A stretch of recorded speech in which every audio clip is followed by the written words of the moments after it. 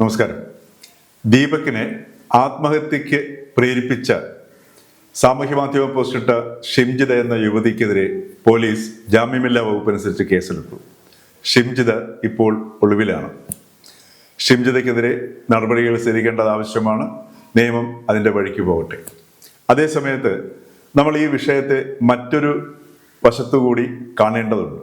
കാരണം കേരളം നേരിടുന്ന അതീവ ഗുരുതരമായ ഒരു രോഗത്തിൻ്റെ ലക്ഷണം കൂടിയാണ് ഷിംജിത ഈ പോസ്റ്റ് ഇടാൻ കാരണമായതും അതോടൊപ്പം തന്നെ ആ പോസ്റ്റിൽ മനം നൊന്ത് ദീപക് ആത്മഹത്യ ചെയ്യാൻ ഇടയായത്.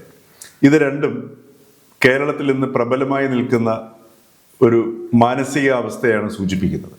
ഷിംജിതയുടെ മാനസികാവസ്ഥയിലേക്ക് നോക്കിയാൽ നമുക്ക് വളരെ വ്യക്തമായിട്ട് കാണാൻ കഴിയും. അത് അവർ പറയുന്നത് പോലെ മനഃശാസ്ത്രത്തിൻ്റെ വിശകലനത്തിനോ സാമൂഹിക വിശകലനത്തിൻ്റെ അടിസ്ഥാനത്തിലോ അതല്ലെങ്കിൽ ചേഞ്ച്ഡ് ബിഹേവിയർ പാറ്റേണിനെ കുറിച്ചിട്ടോ അങ്ങനെ പല പല സംഗതികൾ ആ യുവതി പറയുന്നുണ്ട്. അതൊന്നുമല്ല, മറിച്ച് ഇത് കൂടുതൽ ആൾക്കാരിലേക്ക് തൻ്റെ റീൽ എത്തുക, പരമാവധി റീച്ച് ഉണ്ടാക്കുക എന്നുള്ളതാണ്. അതിലവർ വിജയിക്കുകയും ചെയ്തു.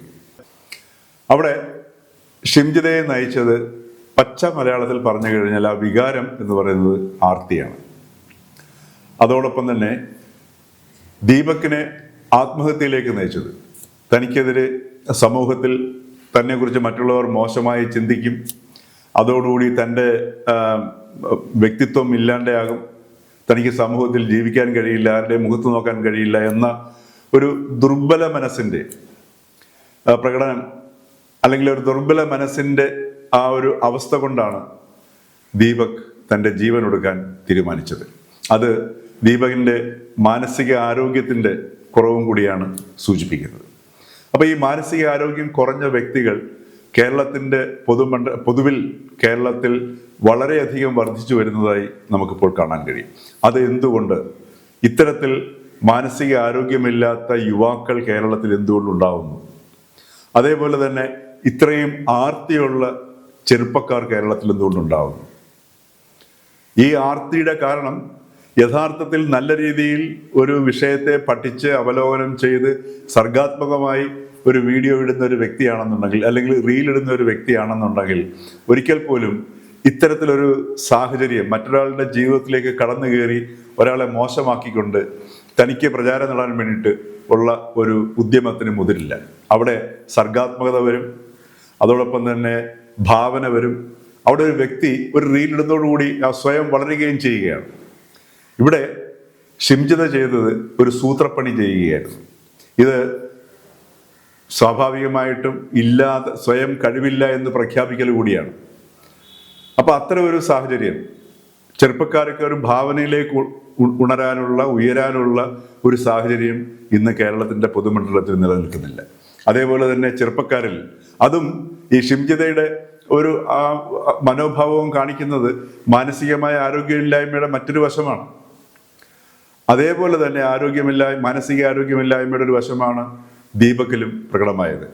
ഇത് ഒരു കേരളം നേരിടുന്ന ആ മഹാരോഗത്തിൻ്റെ ഒരു സംഭവത്തിലൂടെ പ്രകടമാകുന്ന പല ലക്ഷണങ്ങളാണ്. ഇതേ രോഗം തന്നെയാണ് നമ്മളുടെ ഇവിടുത്തെ മുതിർന്നവരെയും ബാധിച്ചിരിക്കുന്നത്. നോക്കൂ, നമ്മളുടെ ഇവിടെ 80ഉം 90ഉം കഴിഞ്ഞ സാമുദായിക രാഷ്ട്രീയ നേതാക്കളുടെ സ്വഭാവത്തിലേക്ക് എടുത്ത് നോക്കൂ, അവരുടെ പ്രസ്താവനകളിലേക്ക് എടുത്ത് നോക്കൂ. ആ പ്രസ്താവനകളിലൊക്കെ നമ്മൾ കാണുന്നത് 80ഉം 90ഉം കഴിഞ്ഞ ഈ നേതാക്കന്മാർക്ക് ഇപ്പോഴും ഒടുങ്ങാത്ത ആർത്തിയാണ്. എങ്ങനെ മറ്റുള്ളവരെ മോശക്കാരാക്കി അല്ലെങ്കിൽ സമൂഹത്തിൽ എങ്ങനെ സ്പർദ്ധയുണ്ടാക്കാം, മതവിദ്വേഷം ഉണ്ടാക്കാം, അങ്ങനെ ഏതെല്ലാം കുടില വിദ്യകൾ നോക്കിയിട്ട് അധികാരത്തിലേക്ക് എത്താം, അല്ലെങ്കിൽ ചിലരെ അധികാരത്തിൽ എത്തുന്നതിന് എങ്ങനെ സഹായിച്ച് അതിലൂടെ തങ്ങൾക്ക് നേട്ടമുണ്ടാക്കാം എന്നൊക്കെയുള്ള ചിന്തയിൽ ഒരു മനുഷ്യജീവിതത്തിൻ്റെ 80 വർഷവും 90 വർഷവുമൊക്കെ ജീവിച്ചിട്ടും അതിൽ നിന്നും മോചിതരാവാൻ മനുഷ്യന് കഴിയുന്നില്ല. ഇതും കേരളത്തിൻ്റെ ഒരു മാനസിക അവസ്ഥയാണ് സൂചിപ്പിക്കുന്നത്. അതും ഒരു അനാരോഗ്യാവസ്ഥയാണ് സൂചിപ്പിക്കുന്നത്. അപ്പം ഇത്തരത്തിൽ ചെറുപ്പക്കാരിലും പ്രായമായവരിലും ഒരേ രീതിയിൽ കടുത്ത മാനസികമായ അനാരോഗ്യം നിലനിൽക്കുന്ന ഒരു സാഹചര്യം ഇന്ന് വർത്തമാനകാല കേരളത്തിൽ നിലനിൽക്കുന്നു. മനോരോഗം എന്ന് പറയുന്നത് മോശമായ കാര്യമല്ല. പക്ഷേ ഈ മനോരോഗം സാമൂഹിക മനോരോഗം എന്ന് പറയുന്നത് മനസ്സിൻ്റെ ആരോഗ്യത്തെ ഇല്ലായ്മ ചെയ്യുന്ന ഈ ഒരു മഹാരോഗം ഇന്ന് കേരളത്തിലെ ഏതാണ്ട് സമൂഹത്തെ മുഴുവൻ ഗ്രസിച്ചിരിക്കുന്ന ഒരവസ്ഥയിലേക്ക് എത്തിയിരിക്കുന്നു. ഈ ഒരു യാഥാർത്ഥ്യത്തിലേക്ക് കൂടി ഈ ദീപകിൻ്റെ മരണവും ഷിംജിതയുടെ പോസ്റ്റിനെയും ഒക്കെ നമ്മൾ കാണുകയും ചെയ്യേണ്ടതാണ്.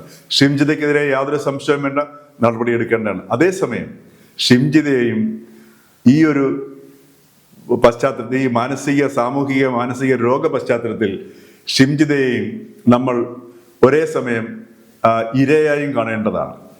ആ ഒരേ രോഗത്തിന്റെ ഇരകളാണ് ഷിംജിതയും ദീപക്കും. അപ്പൊ ആ രീതിയിൽ കാണുമ്പോഴാണ് ശരിക്കും നമ്മൾ കേരളത്തിന്റെ യഥാർത്ഥ ചിത്രത്തിലേക്ക്, മാനസികാവസ്ഥയിലേക്ക്, സാമൂഹിക മാനസികാവസ്ഥയിലേക്ക് നമുക്ക് നോക്കാൻ കഴിയുകയുള്ളൂ. അത്തരമൊരു നോട്ടത്തിലൂടെ മാത്രമേ എന്തുകൊണ്ട് ഇത്തരത്തിലുള്ള ഒടുങ്ങാത്ത ആർത്തി ചെറുപ്പക്കാരിലും മുതിർന്നവരിലും നിലനിൽക്കുന്നു, എന്തുകൊണ്ട് LKG പഠിക്കുന്ന ഒരു കുട്ടിയിൽ റാങ്ക് സംബന്ധിച്ചിട്ട് ഇത്തരമൊരു ആർത്തി രക്ഷിതാക്കൾ അല്ലെങ്കിൽ സ്കൂളിലെ അധ്യാപകർ സൃഷ്ടിച്ചെടുക്കുന്നു. അപ്പോൾ 2 ഉം 3 ഉം വയസ്സിൽ തുടങ്ങുന്ന ആ ഒരു വിത്ത് വിതരണമാണ്, ആർത്തിയുടെ വിത്ത് വിതരണമല്ലേ നടക്കുന്നത് എന്നുള്ളത് നമ്മളുടെ ചിന്തയിലേക്ക് വരുന്നു. അപ്പോൾ നമുക്കൊരു സമഗ്രമായ ഒരു നോട്ടത്തിലേക്ക്, സമൂഹത്തിലേക്കുള്ള ഒരു സമഗ്ര നോട്ടത്തിലേക്ക് ഈ ദീപകിന്റെ ആത്മഹത്യ കേരള സമൂഹത്തെ ഒന്നാകെ ക്ഷണിക്കുന്നു എന്നുള്ളതാണ് ഈ ഒരു സംഭവത്തിലൂടെ നാം മനസ്സിലാക്കേണ്ടത്.